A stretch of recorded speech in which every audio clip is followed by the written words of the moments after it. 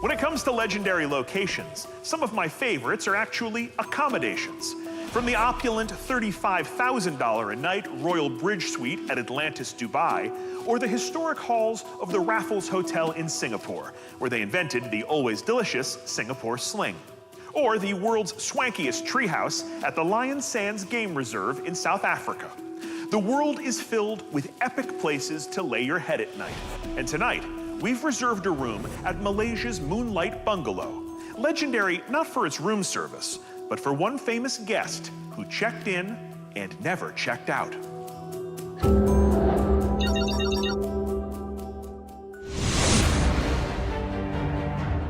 Less than 100 miles from the bustling streets of Kuala Lumpur, the Cameron Highlands are a peaceful rainforest region covered in countless tea plantations and strawberry fields that go on forever. Nestled above this dense green landscape sits the legendary Moonlight Bungalow Hotel. Built in 1933, it's a well-preserved remnant of this area's colonial past. But it's also a reminder of something darker, an event that's as mystifying today as it was 50 years ago. This is the location where an American named Jim Thompson vanished into thin air. Easter weekend, 1967. Businessman Jim Thompson is seemingly living the high life here as an American expatriate, and he's earned it. After graduating from Princeton, Thompson becomes an architect, designing homes for the rich and famous. During World War II, he serves as a spy for the OSS, the forerunner to the CIA. And finally, by war's end, he finds himself in Thailand, where he makes a discovery that will forge his destiny. Silk. Thompson was the first foreigner in Thailand to recognize its massive potential as an export that could be sold around the world. In 1948, Thompson establishes the Thai Silk Company, which helps to jumpstart the country's silk industry.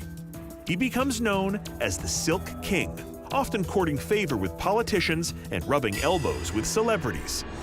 Years later, behind all the glitz and glamour, Thompson has amassed his share of enemies in the worlds of business and politics.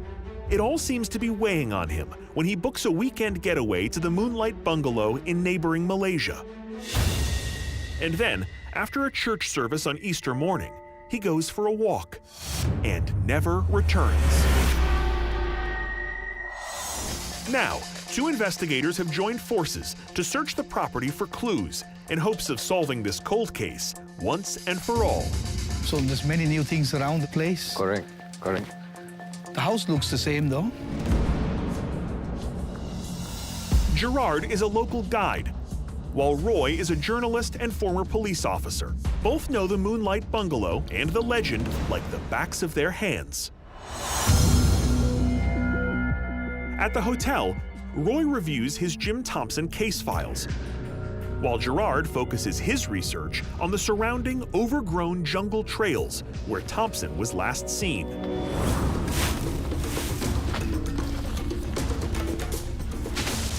I've been a guide here for 35 years, and each time I walk the jungle, it always looks different. Retracing Thompson's steps is a challenge, since no one actually saw where he went that day. Needless to say, there are all sorts of theories about what might have happened. Some people say he's been hit by a car. Some people say he was kidnapped and taken out. Some people say eaten by a tiger. Oh yeah, did I forget to mention there are tigers here? There are. There are even those who suspect the CIA ordered a hit on him, or that he was attacked by business rivals. It's quite easy to ambush somebody in the forest. Like, for example, if you want to hide, I'm in the jungle. If I want to come out and attack, it's quite easy. But still others have a simpler theory, that Thompson may have been injured or lost, a distinct possibility given that the Cameron Highlands are 275 square miles of dangerous terrain at over 3,000 feet in elevation. But surprisingly, no one found anything or remains of him. Not yet, anyway. So Gerard continues his systematic search of the unspoiled forest, one step at a time.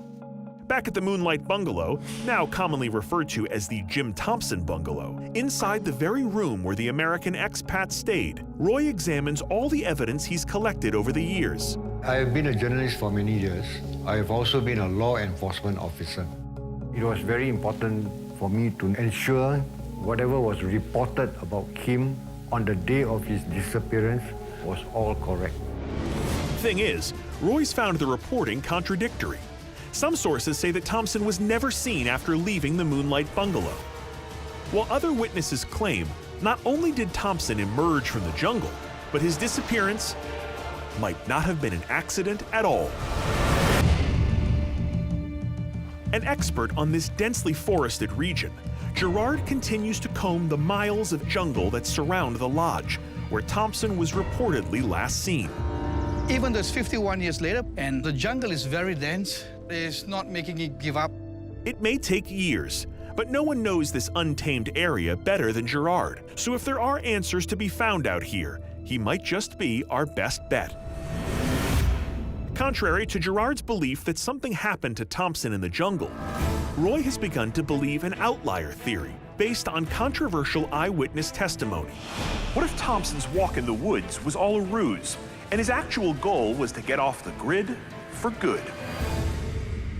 At about 4:05 p.m., Thompson left the bungalow.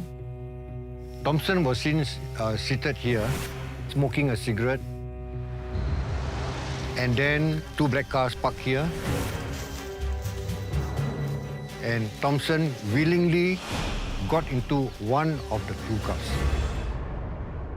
I've finally come to the conclusion that this is the spot where Jim Thompson made his escape. Since no solid evidence or remains of Jim Thompson have ever been found in the forest, the theory of a premeditated escape might not be so far-fetched. Gerard and Roy plan to keep hunting for clues, while the historic Moonlight Bungalow remains open for business. Ideal for anyone looking for a travel destination with a side of detective work. Just be sure you know the way back to your room. 640 miles to the north is another legendary location, one that might hold the key to an even bigger disappearance. Colorful and complicated, Cambodia is a nation where ancient and modern worlds weave together in a marvelous and mysterious tapestry. And no place is more mysterious than the legendary location depicted on the nation's flag, the iconic temple of Angkor Wat.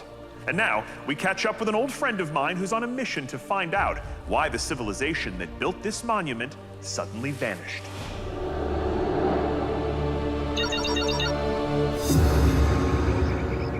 There is perhaps no more stunning sight in the world than Angkor Wat at sunrise. Travelers make the pre-dawn pilgrimage just to say they've seen this once in their lives. The Temple of Angkor Wat is the centerpiece of what once might have been the largest city in the world. At the Khmer Empire's height in the 12th century, Angkor was home to 1 million people, when London had just 50,000. But in 1431, the city was suddenly abandoned. And the reason why is the subject of hot debate. Some historians believe it was the result of a deadly battle, while others claim the rise of Buddhism forced the Hindu worshippers out. Today, our man in Cambodia, Nick Ray, studies every inch of this place, looking for clues about what really happened here. This is Angkor Wat, widely considered to be the world's largest religious building. It's a staggering 400 acres. King Suryavarman II ordered the Wat's construction in the first half of the 12th century as a tribute to the Hindu deity Vishnu. A reported 300,000 builders relied on pulleys, rafts, bamboo scaffolding, and the muscle of 6,000 elephants. The temple is made up of more than 5 million sandstone bricks, many weighing well over a ton each. As power changed hands, king after king expanded the city into nearly 400 bustling square miles. And then suddenly, everyone was gone. To get to the bottom of how such a powerful society might have vanished, we have to zoom in. Way in. That's because there are clues imprinted on the structures themselves. Temples of Angkor are literally covered in carvings. We've seen Hindu deities, god kings, scenes of daily life. These carvings and reliefs tell us a huge amount about the history of Angkor. But one thing they don't tell us is what happened to this incredible civilization. For the rest of the Angkor story, Nick looks beyond the temples to examine a set of carved stones whose very location is a clue to what happened here. In the 14th century, the Siem Reap River flowed through here, and this bridge was a vital link between temples in the ancient Angkor complex. But this was no ordinary bridge. This bridge was an emergency bridge. How do we know this? Because we see these carvings here, and carvings were reserved for temples dedicated to the gods. Just how bad had things got that the ancient Khmer kings were willing to use temple stones, sacred stones, to build a bridge? Things must have got pretty bad.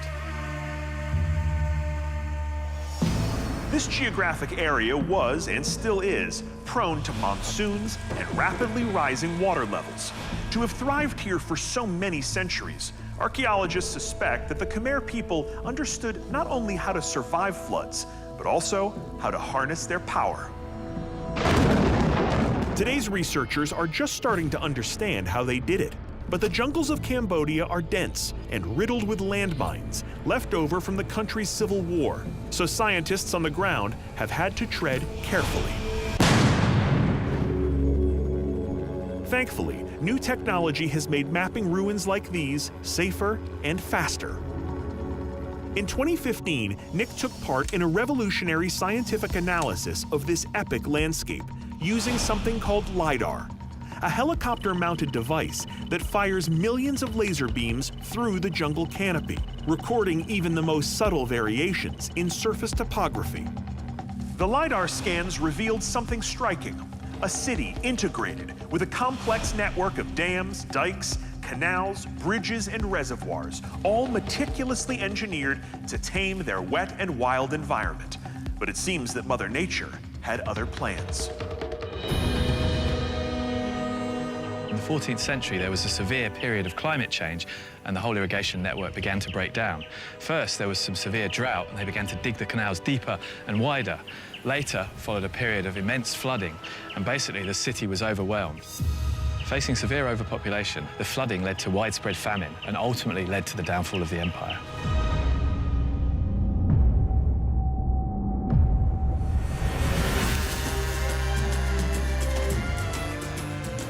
Here, in the jungles of Cambodia, the largest city in the pre-industrial age thrived for centuries, thanks to ingenuity and cooperation.